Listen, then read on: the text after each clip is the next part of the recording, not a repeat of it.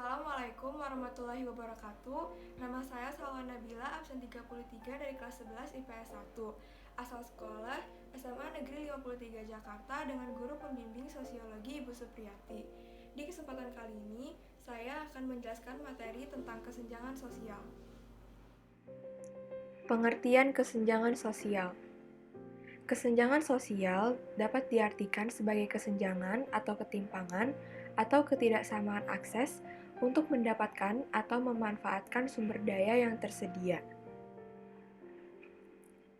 Selanjutnya, faktor-faktor penyebab terjadinya kesenjangan sosial. Yang pertama, ada faktor internal. Faktor internal merupakan faktor-faktor yang berasal dari dalam diri seseorang. Antara lain, rendahnya kualitas sumber daya manusia karena tingkat pendidikan yang rendah, tingkat kesehatan yang rendah, dan adanya ketidakinginan untuk mengubah kemiskinan. B. Faktor eksternal. Faktor eksternal merupakan faktor-faktor yang berasal dari luar kemampuan seseorang. Hal ini dapat terjadi karena birokrasi atau ada peraturan-peraturan resmi sehingga dapat membatasi atau memperkecil akses seseorang untuk memanfaatkan kesempatan dan peluang yang tersedia. Contohnya, pembangunan infrastruktur yang kurang merata membuat beberapa anak di Indonesia harus mempertaruhkan keselamatan dirinya demi memperoleh pendidikan. Selanjutnya, dampak terjadinya kesenjangan sosial di Indonesia. Yang pertama, melemahnya wirausaha. Kesenjangan sosial menjadi penghancur minat ingin memulai usaha, penghancur keinginan untuk terus mempertahankan usaha, bahkan penghancur semangat untuk mengembangkan usaha untuk lebih maju. Hal ini dikarenakan karena seseorang wirausaha selalu dianggap remeh. Yang kedua, terjadinya kriminalitas. Banyak rakyat miskin yang terpaksa menghalalkan segala cara untuk bisa memenuhi kebutuhan hidupnya yang beragam.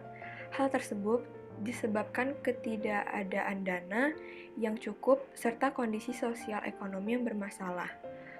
Oleh sebab itu, masyarakat terdorong untuk melakukan berbagai macam tindakan kriminal, seperti mencuri atau merampok.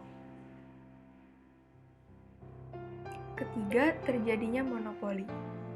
Kesenjangan sosial menyebabkan seseorang yang kaya semakin kaya dan yang miskin semakin miskin.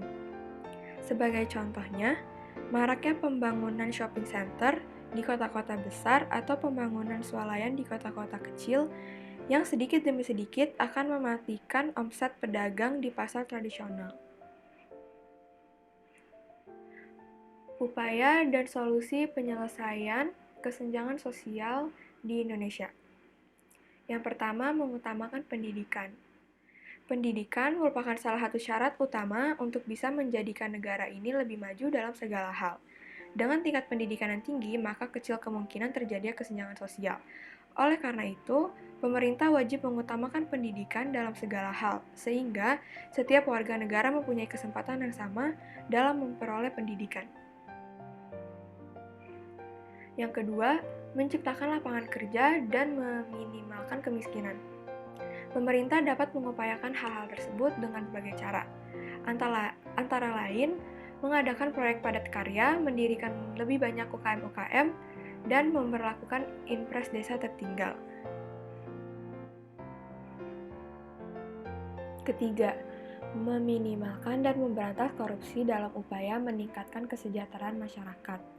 Indonesia telah mulai berbenah diri, namun dalam beberapa kasus soal korupsi, KPK dinilai masih tebang pilih dalam menindak masalah korupsi. Padahal pemerintah telah membentuk suatu lembaga yang bertugas memberantas korupsi di Indonesia.